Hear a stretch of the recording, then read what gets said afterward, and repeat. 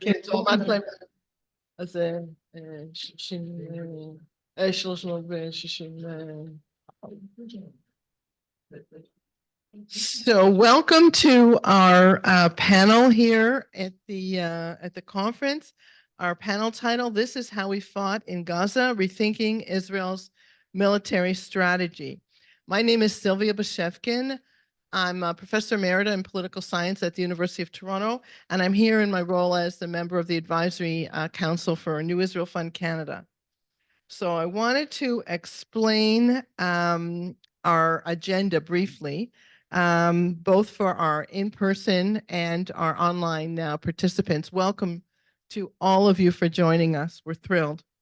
So here's how we'll be structured today. We have 30-minute presentations, 30 minutes for Q&A. In the Q&A, we'll be taking 3 questions at a time, and the virtual participants will submit their questions, of course, online. We're asking people to please save any speeches they may have for the coffee break after the session. We will end precisely on time. And now it's my pleasure to read the overview of this session and to introduce our speakers. So our title again, This is How We Fought in Gaza, Rethinking Israel's Military Strategy. More than 32,000 Palestinians, mostly civilians, have been killed in Gaza since the start of this war.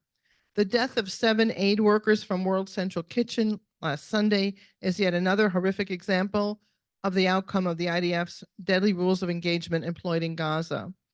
Breaking the Silence has spent 2 decades collecting and studying testimonies of soldiers who served in previous Israeli campaigns in Gaza and is now meeting soldiers from the current war. 2 military doctrines, Zero Risk to Our Forces and the Dahiya doctrine, have shaped Israel's rules of engagement and every other aspect of Israel's military campaigns in Gaza since Operation Cast Lead in 2008-2009. How must Israel rethink its strategy towards the Palestinians after October 7th? And is a different path possible given the unfolding devastation in Gaza? So our speakers today, and we are deeply honored to have both of them with us. Our first, Nadav Weiman, who was born and raised in Tel Aviv. During his army service, he served in a sniper's team in the Special Forces of the Nachal Brigade, where he attained the rank of Staff Sergeant. He studied democratic education at Seminar HaKibbutzim College in Tel Aviv. He worked as a high school history and literature teacher and was a legal guardian and counselor at a home for underprivileged teens in Tel Aviv. Nadav first joined Breaking the Silence as a testifier activist in 2012 and later served as a coordinator of the Testifier Activist Program. In 2016, Nadav became Breaking the Silence's Director of Education, and from 2018 to 2020, he served as the organization's Advocacy Director. Currently, Nadav serves as the Director of Breaking the Silence. So welcome, and thank you for being with us. Second, Luiz Aberbuj was born in Porto Alegre, Brazil, and grew up in the Jewish community there. A participant in the Habonim Dor youth movement, he graduated from the training year for instructors and leadership abroad, Machon LaMadrichim, a program in which he participated through the youth movement and also worked as an instructor. He immigrated to Israel in 2014, then enlisted in the Nachshon Regiment, Kfir Brigade, served between 2014 and 2016, spending most of his service in the West Bank and Gaza and the northern border with Lebanon. He is currently studying political science at Bar-Ilan University, also worked as an educational coordinator for Israel South America gap year programs. And now he works as Breaking the Silence's Jewish Diaspora Educational Coordinator. So welcome, Luiz. Thank you for joining us. Okay, so I will ask both of you to speak in the order in which you've decided you're going to present to us, and we'll hold questions till the 30 minutes at the end for both our online and in-person participants. So thank you. The floor is yours. Thanks for the introduction. Okay, so what I'm going to do now, I'm going to talk about how we fight in Gaza. Okay, so I'm going to take a couple of minutes where the doctrines that were just mentioned, the Dahiya and zero casualties, but also how it looks like from the inside. And after that, I want to switch to Luiz, that just served for 2 months in the reserve duty in Gaza. Okay, so as was mentioned, I fought in Gaza in 2008 and again in 2012 as a member of the Special Forces team. And I can say that in 2012, the plan that was presented to us, the attack plan on Gaza, it's the exact same thing we're seeing now. The exact same thing. Why? Because the IDF looks at Gaza in the same manner. We have to conquer Gaza, we have to control Gaza, and this is how you do it. Doesn't matter if 7th of October happened or didn't happen. That's the plan. Okay? Now, when we look at Gaza or how we fight in Gaza, we have to understand a couple of things. The IDF changed after the Second Lebanese War in 2006. Okay? And two main doctrines were implemented over there for the first time. The first one is the Dahiya doctrine. Dahiya, it's a Shiite quarter in Beirut where a lot of Hezbollah offices were and operations room, and we just annihilated that quarter. We bombed it to pieces. Why? The Dahiya doctrine, called after that quarter, or also, by the way, in Israel, they call it the Eisenkot doctrine, because Gadi Eisenkot invented that doctrine, said something quite simple. We, the IDF, a standard army, were fighting a non-state actor, Hezbollah, in the north or Hamas in the south. In an asymmetrical war, we're a standard army, there are militants hiding inside civilian communities and things like that. And because of that, we won't have a traditional winning. An IDF soldier planting an Israeli flag on, I don't know, a bunker in a Syrian bunker in the Golan Heights, right? So the only thing that we can do is kill as much soldiers of the enemy and make the rounds of fighting, because it's indefinite war, farther as we can from one another. Okay? I think everybody read the book 1984, right? War is peace. That's the idea. War is peace. Okay? And how you make the rounds of fighting farther and farther from each other? You create unproportional damage to civilian infrastructure, roads, tunnel, bridges, universities, government offices, all of that. Why? So Hezbollah needs to rebuild South Lebanon and not buy new missiles and building more bunkers. Now it failed, right? Hezbollah is a lot stronger than 2006. Now think about South Lebanon. Now think about the Gaza Strip. The same thing inside the Gaza Strip. And inside Gaza, you know, it's almost, again, as a soldier that fought a lot in urban surrounding, it's very hard to know who is a civilian and who is not a civilian. In exactly the case we have now, that there is an underground city underneath Gaza, right, all of the tunnels, and Hamasniks, they wore civilian uniform, civilian clothes, right? But also Hamas assets are inside civilian homes. Okay? And if you want to create unproportional damage to civilian infrastructure in Gaza, it means bombing Gaza, right? Like annihilating Gaza. And we have a testifier just from a couple of now that fought now in Gaza, and he told me that in the IDF computer, when you try to put the grid of all of the targets in Gaza, so it takes a couple of minutes to the computer because almost every second house in Gaza, it's a target. Okay, that's a major that just finished a couple of months of reserve duty in Gaza. Now, the problem with the Dahiya doctrine is 180 degrees different, the international humanitarian law that says that civilians are out of the question, right? Militants, of course. Uniform or without uniform, of course, right? But civilians, no. No. Just like in the West Bank. When I finished training, my unit commander was an extreme right-wing settler from an outpost in the Jalud Valley, where the Dawabsha family was burned to death by settlers a couple of years ago, and we had pogroms in the last 48 hours over there, like a very extreme one. And he told us, listen, we're soldiers. Our job here is to defend Israelis, right, and the settlements, if need be, with our lives. But when they attack us, it's not a terror attack. We shoot back, right? Because we are soldiers. When they attack civilians, of course it's terror, the settlers. But it's not terror when they attack soldiers, right? That's what we're here to do. Now, that's one doctrine. the other doctrine that are leading the IDF, this is how IDF officers think when they come to authorize operations, it's zero casualties to our forces. Now, we have to say, as a soldier, it sounds quite logic to me, right? I don't want me or my friends to die, right? And as an Israeli, the same. But the problem is that in the Israeli society, when soldiers die, it's a lot harder for our society than when civilians die. Again, 7th of October was quite different in that circumstances. Why? Because when we are soldiers, we are everybody's son, right? And taking the responsibility, the dangerous thing of being a soldier from us and putting on the Palestinian side, that's zero casualty to our soldier. And what does it mean? I'm not going to get to all of the history behind it, but basically during the Second Intifada, the officers on the ground told the high commands of the IDF, the ethical code of the IDF doesn't fit over here. We're fighting in streets and alleys, right? We need different rules of engagement.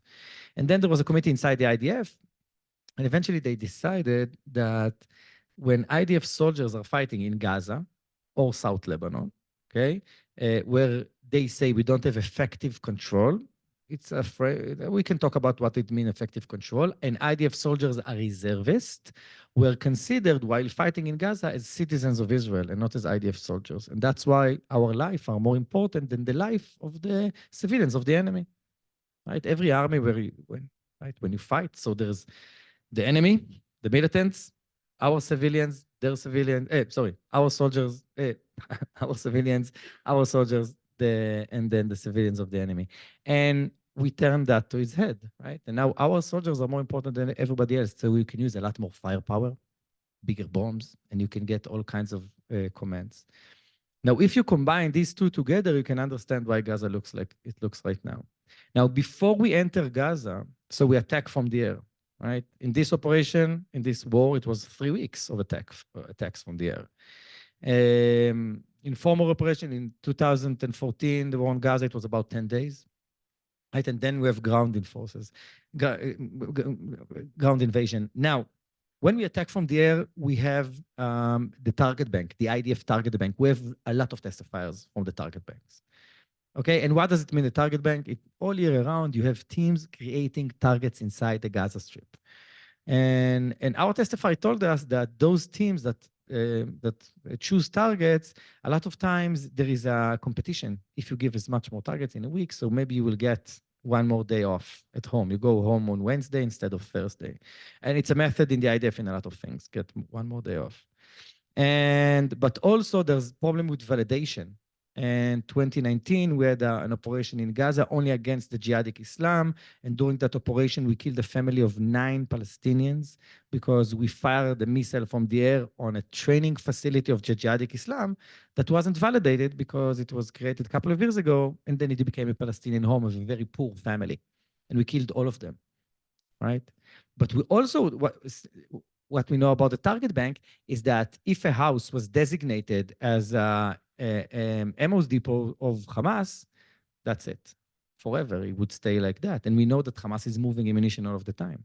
But also, a house with 50 grenades and 50 missiles would be considered as an ammo depot. I think there's a difference between the two. But also, another target is houses of Hamas operatives, where they live, the entire house. In those kind of situations, by the way, we do roof knocking. Roof knocking is when we throw a small missile, like a hand grenade, it explodes on the roof, and then the Palestinian families should understand that they should leave. One of our testifiers told us, listen, maybe the light Hamasniks on the 4th story with an AK-47, he can run out, but the elderly couple in the 8th floor, right? And after that, we knock down the house. Now, I live in South Tel Aviv. My up-door neighbor, he's a major in the Navy, a very nice guy. He likes my dog. He pets my dog all of the time when we meet. But it means that my house is a target. This is what it means, right? Now, I don't think my house is a target. I don't think it's a legitimate military target. No, right? Another thing that we have in the target bank, it's government offices, it's universities, all of that. What in the IDF we call matrot otzem, which I don't know how to even translate because it's like not connected. But the target bank has new targets all of the time. Even through an operation, we create more targets. So the Air Force or is going to attack all of those. So in this operation, after 3 weeks of attacks from the air, by the way, it's fighter jets, helicopters, drones, and artillery. Artillery, it's a statistical weapon. Okay, 155 millimeters artillery shell. When they explode, it's a 50-meter killing radius and 150 meters of badly injury radius. Right? And you fire not one, you fire a couple of those. And then you annihilate an area because it's not an accurate weapon. My team during war, our goal is to give targets to artillery, fighter jets, all of that. So we trained a lot of how to give guidance to artillery. So you fire the artillery shell, you see where it hits because there's a lot of deviation. If the ground is wet, if the barrel is warm, if there's a lot of wind up. So it deviates. And every hit in a 500-meter radius, it's considered a precise hit because you fire 8 artillery shells on a target. So you annihilate the area. And it's good and nice when it's an Egyptian bunker on the Suez Canal or an armed convoy in, I don't know, in South Lebanon of the South Lebanese army. But when the target is an operation room of Hamas, in the second story in the 3rd apartment, it means that you annihilate the entire area around it. Right? And a lot of civilians, right? The numbers were mentioned just now, and Ben and Linda mentioned the numbers of, we have more than 33,000 Palestinian dead and considered 7,000 under the rubble. I'm guessing the number is going to go up. But the majority of that happened in the first couple of months of this war. Right? And a lot of it from attacks from the air. In former operation, most of the Palestinians that died by IDF hands was from attacks from the air, where IDF forces are not even on the ground. Okay, and all of this is before the ground invasion. Okay, now, one last thing, in this operation, we don't have roof knocking. Okay, the third in command in the Israeli Air Force said on record, this is a war, no roof knocking. Okay, this is one of the things that we saw very clearly, again, not as activists as Israel, is that the IDF let go a lot of the former stops that we had. Now, after attacking from the air, we want to get our forces inside, but we have a problem. And the problem is that Gaza doesn't look like the Sinai Desert or the Golan Heights. It has village, towns, right? Very dense populated area.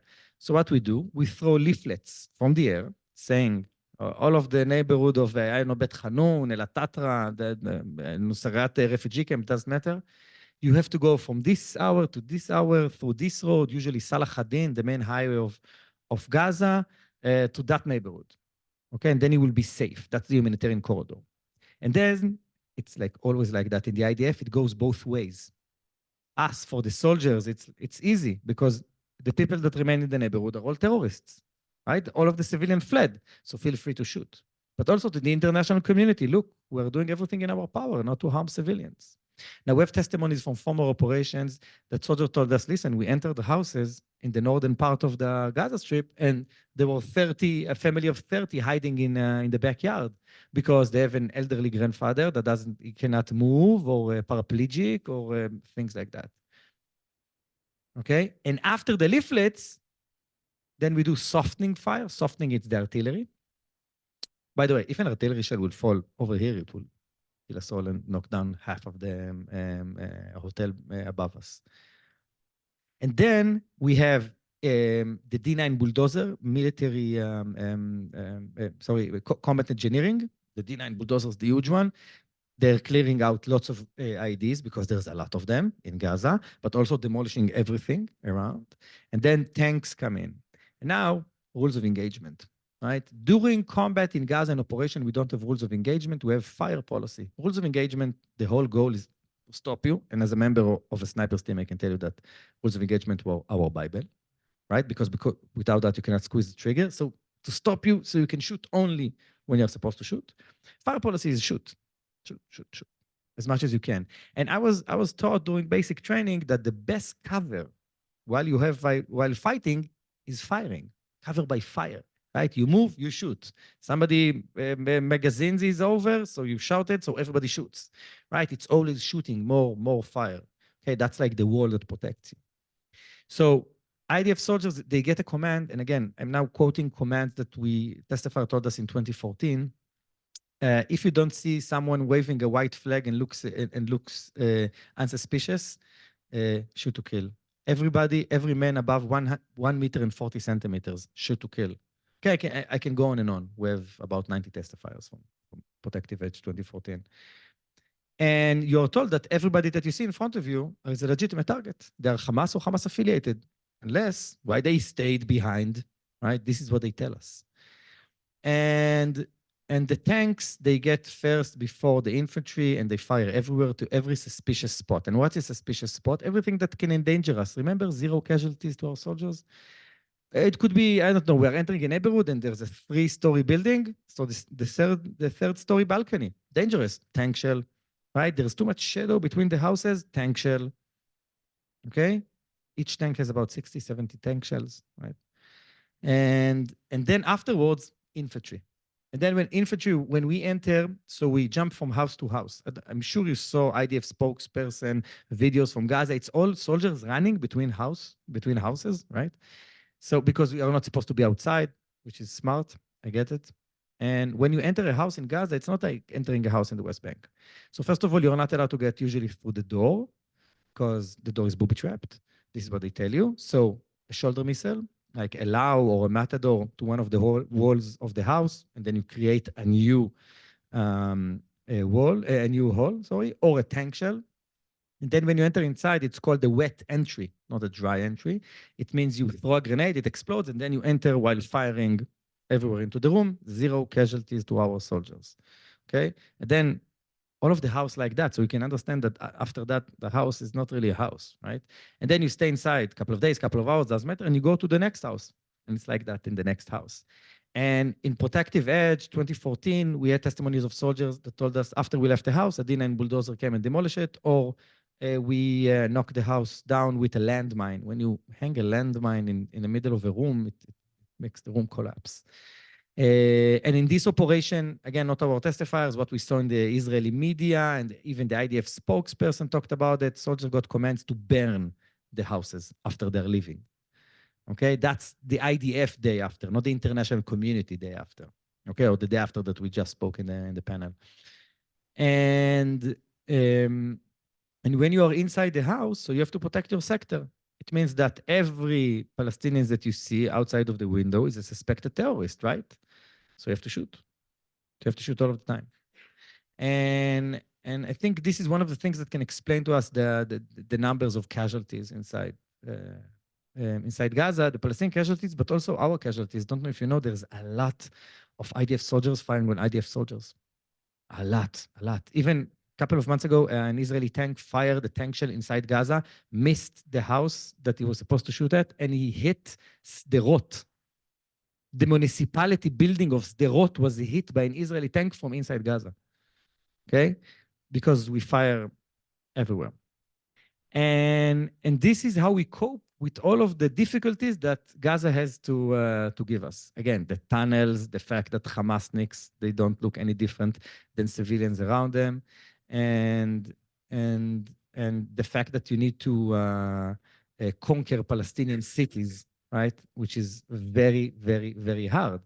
Now, why I'm telling you all of this, so you understand how we fight in Gaza, so you can understand why Gaza looks like it looks right now, okay?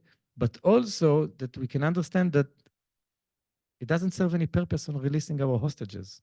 And as an Israeli, right, my contract between me and my state, and the state of Israel, is that I will do everything I was told, but the state of Israel protect me and give me education and a roof above me and all of that, right? And I think that after the crazy failure of the security forces on October 7th, the only thing that this crazy right-wing, messianic, crazy government should do is to release our hostages. And you hear from soldiers right now that they didn't get any comments about what happened when you see a hostage running towards you. And a very, very sad example of that, it was Friday morning it happened when we killed 3 of the abducted Israelis that managed to escape. For me, it was one of the most horrible days in this operation because, you know, I don't want to see we saw it coming. When the commands that you get as a soldier, and by the way, we get it from a lot of soldiers in Gaza, and I got the same command when I fought in Gaza, every man military age close to IDF forces shoot to kill. What's military age? 16, 17, 18? Right? What's close to the forces? Right? It means to shoot everybody in your surroundings because everybody is endangering you. And those three abducted Israelis, Yotam, Alon, and Samer, did everything I would do, I forgot to say. And by the way, I'm sure Alon led everything. Alon was a member of the Special Forces. He fought in Gaza in 2014 in the tunnel unit. So I'm sure he told them to take off the shirt so there would be visible nothing around them. And Yotam, he held the white flag because he's redhead and he has tattoos, so it's obvious he's not a Palestinian from Gaza. But a soldier shot them from about, if not 50 meters, something like that, second story high, so 45 degrees angle, and with a telescopic aim. It means that, he saw everything. But that was a part of the regulation, the idea of regulation inside the Gaza Strip. Every man military age, which is a crazy command, I know. But this is how we fight in Gaza. And fighting like this, I'm not sure that this is what will. I'm sure that won't bring the hostages back. On the contrary, we are killing our hostages from the beginning of this operation, which I think that's a crime over crime over crime over crime. And I can talk for like hours about how we fight in Gaza. There's so many things that I can say about it. I'm researching Gaza for the past 10 years in Breaking Silence. I'm doing all of the briefing to the diplomatic corps, international, the parliamentarians, and Israeli organization. That's what I'm doing in Gaza. It's like but it's one of my focuses, Gaza. So I can talk really hours. But this is the main things, just only to understand how the IDF operates inside Gaza. I didn't talk about racism. I didn't talk about all of the TikTok videos and Instagram videos that emerged. I didn't talk about the commands, very, how to call it, involving religion. And what we're doing in Gaza, it's a religious war against the infidels. Against the infidels, yes, we have an officer in the IDF that said that to his soldiers, that it's a holy war, which is another crazy thing. Again, I'm going to stop over here in the Q&A, ask me what you want. I want Luiz to tell you a little bit about what he experienced. So hello, everyone. Thank you for coming. As I'm Luiz Aberbuj, and it was mentioned before, I came from Brazil to Israel when I was 21 years old. And I was part of the youth movement of Bonim Dror, which was the main element that motivated to fulfill this connection with Israel and go and live there, and definitely influenced me to also draft in the Israeli army.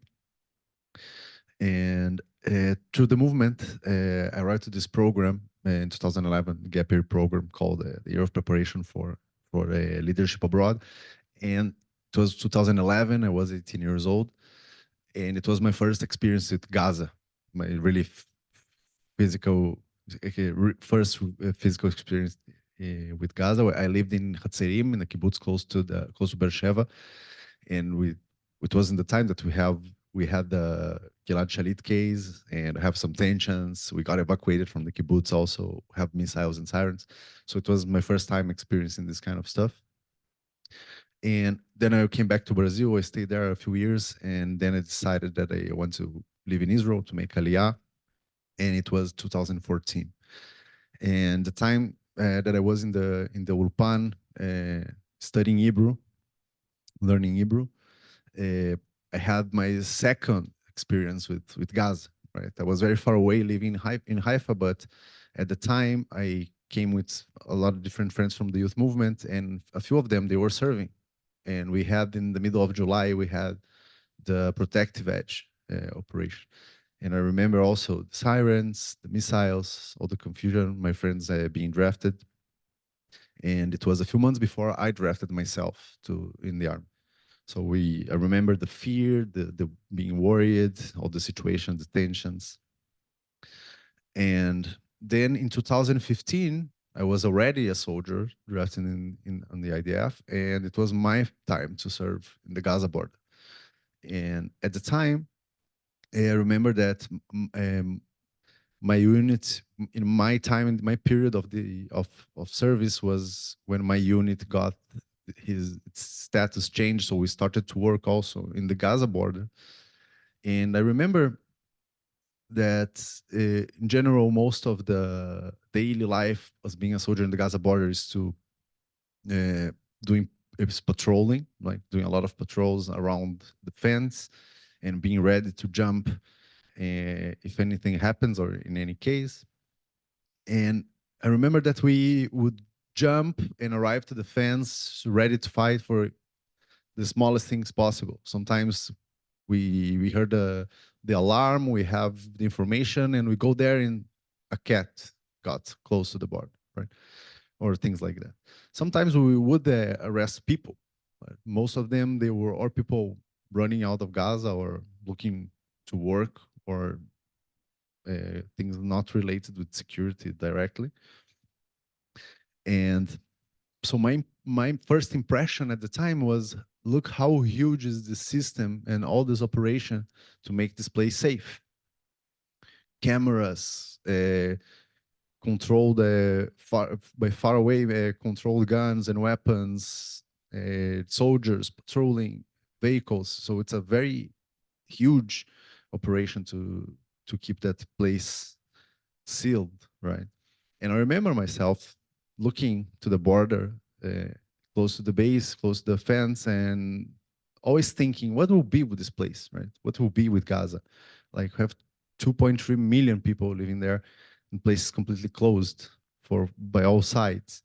So for me, it was very clear that we have a time bomb here.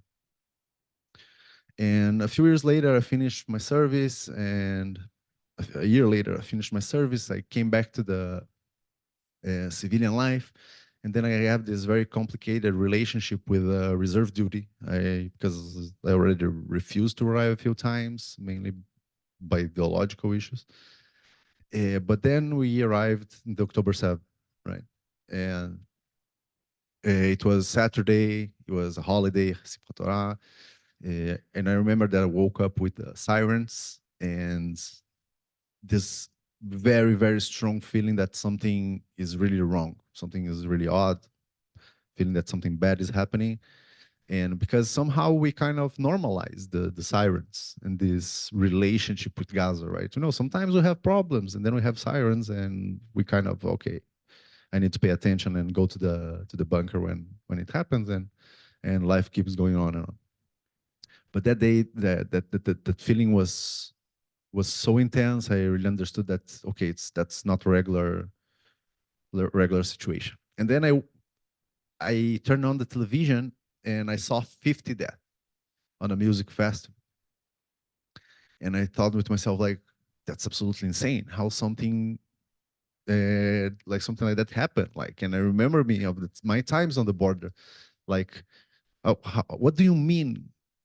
Hundreds of Gazans, Hamas terrorists came. They passed the fence. Like, it was completely ungraspable to me. And then the number just keep growing. And then I understood, okay, the situation is really terrible. We will enter there. It will be a huge mess. And I arrived there in the Urim base, which was one of the bases that was attacked in the Gaza border, with this strong feeling, knowing that the situation, we cannot win this war, right? We can try to reduce damage, somehow bring hostages back. But then during the time I got in the base, I didn't enter Gaza. I just served in the Gaza envelope. Our objective was to bring the routine back to the kibbutzim and the yeshuvim. And what I found there was, in the base, a lot of revenge discourse, this rhetoric, this zero-sum game rhetoric that we must make this revenge, we must do our best and apply everything that Nadav just mentioned and explained. A lot of use of religious discourse to justify our actions, the importance of reconquering the Gaza Strip, and a lot of people really applying to their personal discourse, what they are seeing on the media, what they're seeing in general in all this crazy political situation we're living in Israel. And for me, it was really hard also to see the all the bombings, all the situation, thinking about the hostages, and mainly seeing our government, our leadership, completely unwilling to really solve problems, talking about resettle Gaza, making conference, dancing, happy. And meanwhile, we are here serving, we are here far from our homes, we are here far from our loved ones, and we are seeing how bad the situation is being managed. And in my experience, after this 2 months serving under reserve duty, is that, as I mentioned, we cannot win this war. We try to reduce damages, but now we are making more damage through this idea of revenge and through all the destruction and humanitarian crisis that those policies are resulting by the actions of IDF. So thank you very much. Thanks to both of you for your very sensitive and insightful reflections. So while everybody's working on posing their questions and our online participants are as well, I just want to pose one first question. So between the positions of breaking the silence and Canadian foreign policy, there's a certain bridge here. Notably, the release of the hostages held in Gaza, the need for a ceasefire.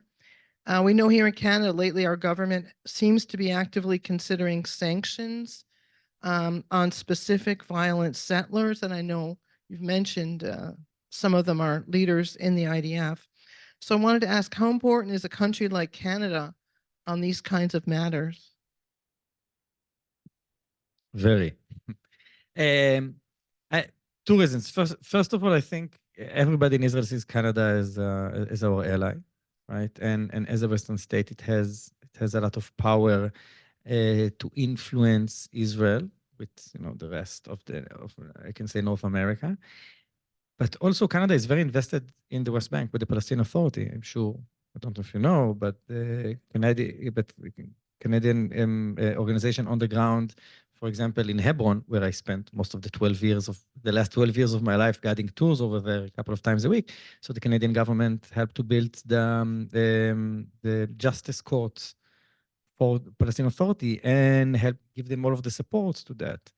And which is very important when you're nation building, right? When you do nation building. So, and this is something that helps us, right? Maybe one of the main things that the Oslo Accords did, they, we can say, privatize the occupation, right? Israelis don't need to pay and don't need to think about it, and the international community that does that. But when the international community does that, just like Canada building courts in the West Bank, it means that they enforce something that is very, very important.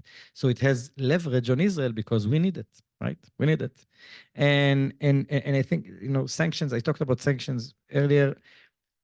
It is super important, sanctions on violent settlers. I didn't thought like that a couple of months ago. I thought, what would happen? They did exactly what we thought they did. They did a fundraising campaign. Each one of the settlers that got sanctioned has like 2 million shekels waiting for him. Yes, okay. And they would fight different funds and everything. But as you can see, it goes bigger and bigger, right? More settlers. And now the US imposed sanctions on unauthorized outposts, which is a business to everything. Right? It's a business. They're employed by the regional council. And according to the piece of paper Biden signed on, everybody that gives money or infrastructure to Jewish terrorists can have sanctions as well. And that means regional councils. But also, are you ready? The IDF. Because the first sanctions that I mentioned before, Inon Levy, that got a sanction on his head, is employed by the civil administration. He's a subcontractor of the civil administration in the West Bank because he owns a bulldozer, and he demolished private Palestinian homes in sea territories that are illegally, quote unquote, by the IDF. He lives in an illegal unauthorized outpost. He has a demolition order on his house that he's supposed to demolish, right? But who pays his salary? Me, my taxpayers' money, for the Israeli army and the civil administration. Crazy, huh? It means that the American administration can impose sanctions on the IDF, basically. So our friends from around the world are crucial to help Israelis understand, because what happened after the sanctions were imposed, and this is something I didn't really understood, I've got to say again, as an activist, it surprised me, Israelis started to ask questions.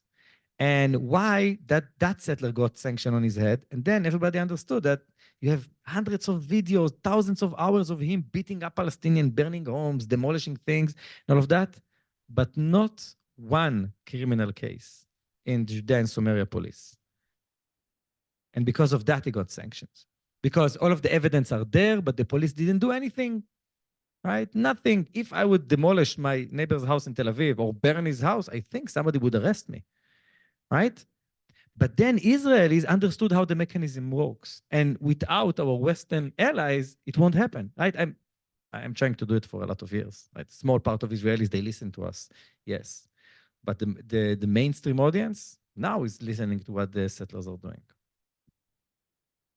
Thank you very much. So we're going to take 3 questions. I know that there's one here and there's one online, but let's start with the first questioner here in the room, please. Very honored to be with Luiz, and I want to thank you guys very much. I want to ask a statistical question, and then I want to ask a philosophical question. So I'm wondering if you can speak to what I understand is the how many of our own soldiers were killing in combat. That's the first question, because I understand I'm hearing numbers like between 15 and 17% of the deaths in the IDF are from our own Clinton. And the second one is, look, breaking the silence is considered a pretty extreme organization in Israel. I'm saying from where it was, okay? And you're dealing with a very difficult subject. Dealing with the IDF is a holy cow, is taboo in Israel. And you're talking about things that most of the people in Israel don't really know about what's happening beyond the Green Line in the territories. So my question is, how has that reality changed after October 7th? Because breaking the silence is still outside of the consensus. And do you see that changing in any way? Or how is it changing? Thank you. Okay, so we have a question online that's been there for a bit. The questioner is asking whether we can use the term failed state to refer to the parties to this conflict.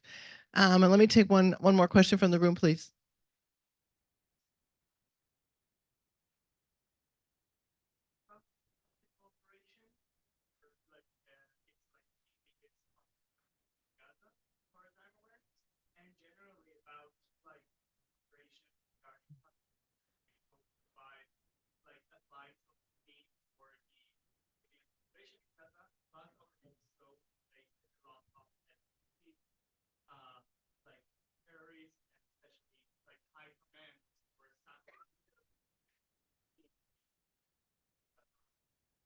Thank you. Okay, so we'll ask our panelists to respond to those 3. Thank you.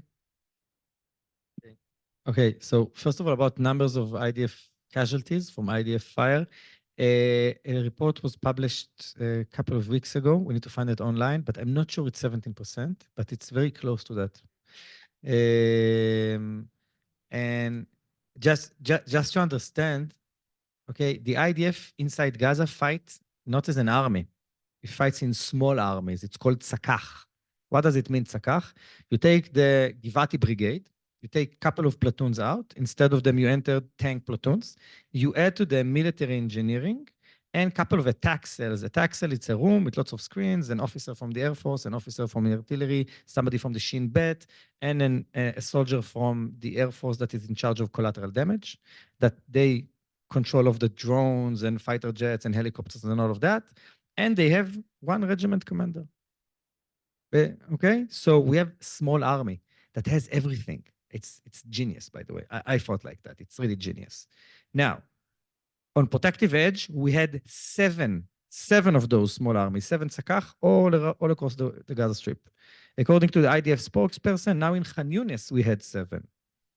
Okay, you understand how much firepower and how many soldiers firing everywhere? That explains a lot about IDF shooting at IDF.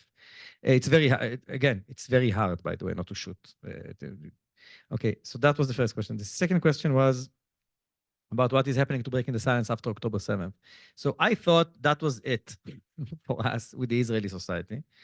And I was wrong, got to say. After a couple of months, we started to get invites from pre-military academies. Now, in Israel, you can postpone your army service for a year and volunteer. That's what I did. Or postpone your army service for a year and go to a leadership program that would send you to be maybe a commander or an officer in the IDF. And that's pre-military academies. We have about 120 of those. We work with about each year with 70. We take them to Hebron or we give them lectures. And they called us and they invite us for a lecture. And Luiz and I went to Haifa, to one of those pre-military academies, and we sat over there, and I was ready for a fist fight.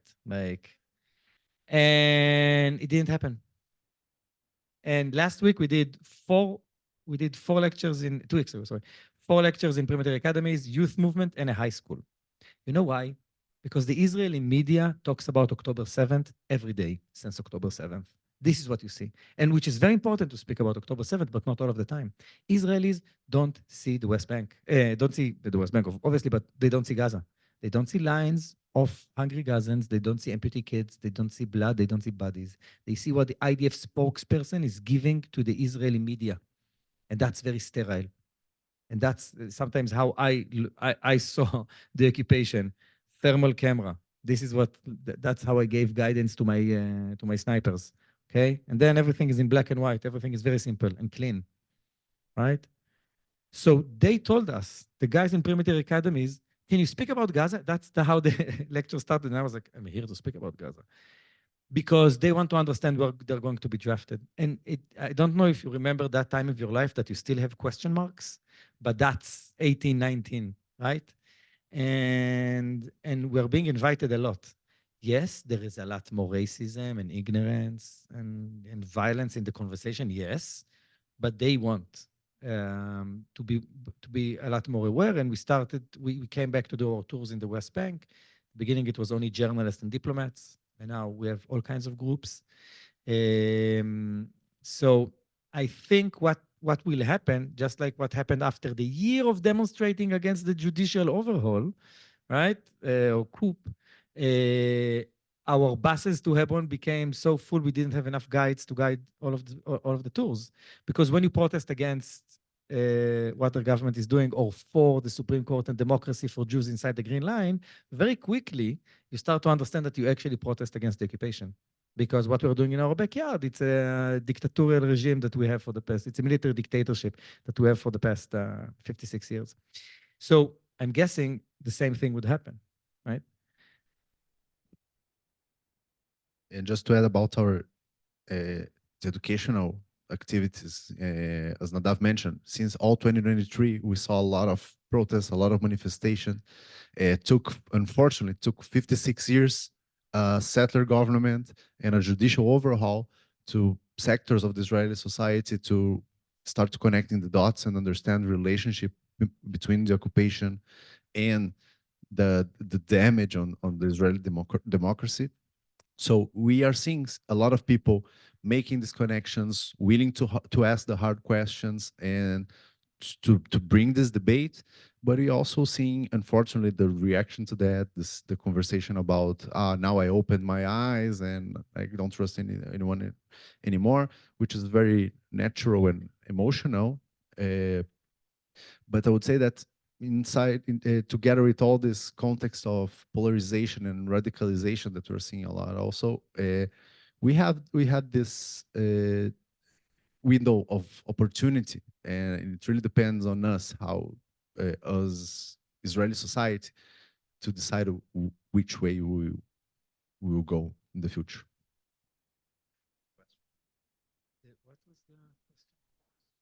It's about a failed state, the language of failed states. I don't know if you want to. And Shifa Hospital. What a failed state. It's okay. We'll say that for political science seminar, or questioners can contact you directly. Let me just try and collect. There are lots of questions here. Let me see if I can take 4. Please go ahead in the second row. Yes, thank you.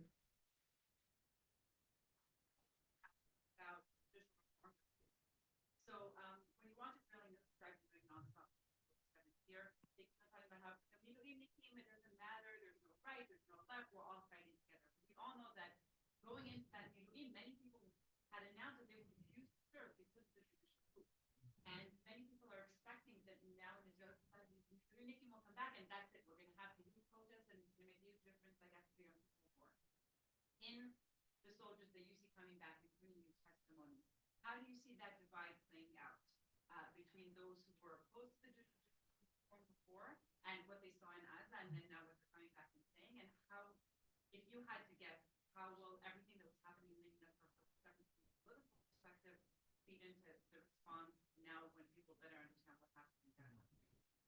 Thank you. We're referring here to reservists in the term Miluim and Nikim.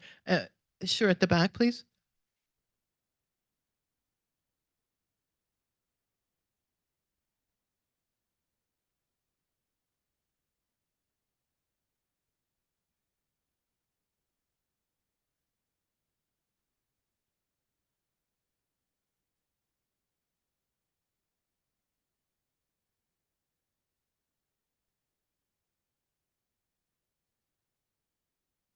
Thank you.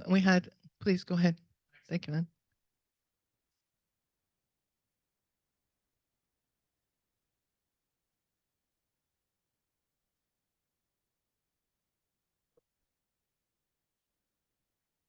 Two questions. Number one, you notice it's change practice, but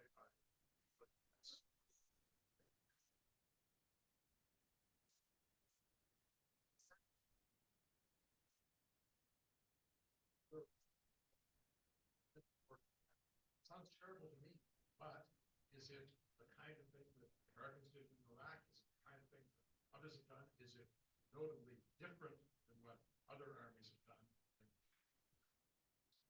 Thank you. And I'll just add one online question that was posed, which had to do with whether Breaking the Silence has taken a position on the South African case at the International Court of Justice. So, thank you. So Okay, and we're starting from Shifa. The question about Shifa. So I think in Shifa we had two operations, by the way, right? And Shifa is an example and how you can fight inside Gaza without killing civilians. We sent to Shifa soldiers and in the first operation. And we took everything we want to take. We found the tunnels and everything, and nobody got hit. Nobody. So it turns out you can fight in Gaza and not killing civilians. Really. And I think it's an amazing example. I'm not talking about the second Shifa operation. That was after a couple of months. But it happened also in Rantisi Hospital and El Quds Hospital. So when we want, we can fight secure, slowly, and find the targets that we want to hit and all of that. The second operation in Shifa that basically demolished the entire hospital, we don't have testimonies about it. What I can tell you is what you and I saw in the international media, but it looks like any other street or town or neighborhood in Gaza. Again, when the IDF wants to draw them out, this is how we do it. We demolish. We use a lot of firepower. And yes, we have a lot of detainees from Shifa, right? At the beginning, it was a couple of hundreds of Hamas operatives, and then the number went down. A lot of them were civilians, and then we freed them. I don't know if you know, Sde Teman, a very big base next to the Gaza Strip, became a detainee center. An Israeli doctor just published anonymously a letter in Haaretz newspaper that he wrote that he served over there, and he basically called it the Israeli Guantanamo, but worse, that he had to do lots of, to amputate lots of hands because the handcuffs are so strong, but also feet because the handcuffs are so strong. You can read about it in Haaretz newspaper. I don't want to mention even more what he said over there. But we take a lot of detainees and then we bring a lot of them back, by the way, because a lot of them are civilians. So the second operation showed you that this is how we operate basically everywhere. And yes, it was a hospital measured, try to be, or impose, I think, on soldiers, but still, there isn't any hospital. Okay, now for further question. So yes, about refuseniks. I can tell you from my personal experience, it's impossible to refuse. Yeah, in my team, we were 12 in Special Forces. After, like, we started so many, we finished 12. We did so many things together. They're like my brothers until today. It was funny. I sent them a photo of me with a button-up shirt from here, and they were all laughing at me because I never, I'm an activist. I'm on the ground. Like, I never wear things like that. And it was a very nice conversation. All of them, they don't support breaking the silence, right? They're like very right-wing. All of them served in Gaza, by the way, right now. But since back then, standing in front of my teammates and saying, whoa, what we're doing is against the Fourth Geneva Convention. I didn't know what the Fourth Geneva Convention. Oh, it's immoral. It's almost impossible, really. And I can say that me and my team were very good team. We got a special recommendation in 2007. And we did operations like 2 or 3 times a week. We did home raids, and we did sniping operation from inside Palestinian homes. We were like very professional. We fought in Gaza and all of that. During this entire time, I said, okay, maybe what we're doing over here is wrong. Maybe what we're doing over here is wrong. But I said, I don't know everything. I'm just a foot soldier. Right? There is a higher mechanism above me that knows exactly why we're sent over here. Right? So for me, it was when I finished my army service and started thinking as a civilian and not as a soldier. Actually, I spent a year in South America, like a lot of us, right? We fly or to India or to South America after we finish our training, our army service. And I met people from all around the world. And then they start asking me questions. Nobody asked me those questions. What I think about the illegality of unauthorized outposts? What I think about the Green Line? What I think about human rights? And I was like, what? And it is a question I never asked myself. And I think that was one of the main engines of that.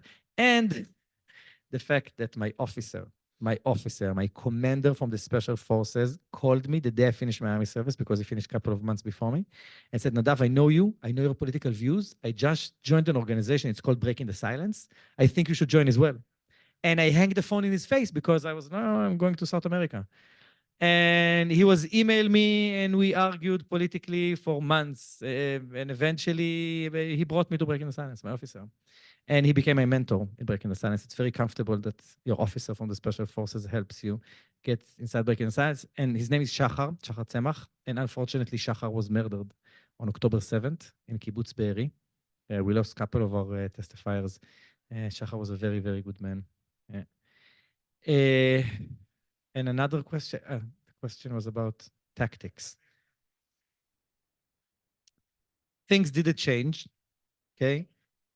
For example, shoot every man military age, things that our testifier told us in 2009, 2014, and now we have steady flow of testifiers, I've got to say now, like 2 or 3 each week, and as the weeks are going to go by, it would be 4 and 5 each week.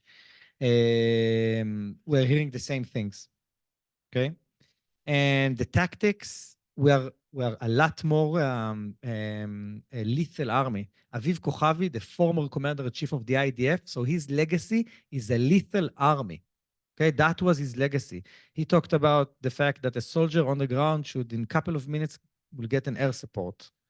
And that's those attack cells that I explained a couple of minutes ago, right?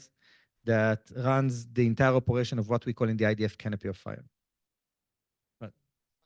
Okay, sorry. That's one thing. And the other thing, other Western army, they don't fight like this. You know why? Because when the Americans dropped their boots on the ground in Iraq, the clock started to count when they would leave. And they tried to develop things that would come in place of them. Police station, civilian governance and all of that. And we are doing the other way around, right? The number 1 attacks of the IDF in the West Bank and Gaza, it's Palestinian hope and Palestinian independence. Everything that smells out of independence, we stop it. We talked about the PA before as an example. So no, we work different from international office. So it's a coffee break time that our speakers have earned, our participants have earned, our online participants have earned. So I want to begin by thanking Luiz and Nadav very much for their insights and their willingness to share their perspectives. I want to do a small plug for those of you who want to see this in person. They mentioned the South Hebron Hills tour.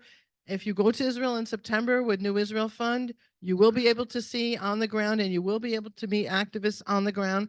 So go to the NIF Canada website and you'll see all about the September study tour. I hope you'll consider going.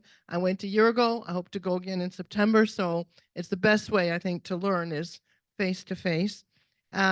We have a coffee break in the main lobby where I hope you'll continue this conversation. And there's also food and drink for purchase at the cafe near the lobby. So thank you all, and we'll see you in the main session.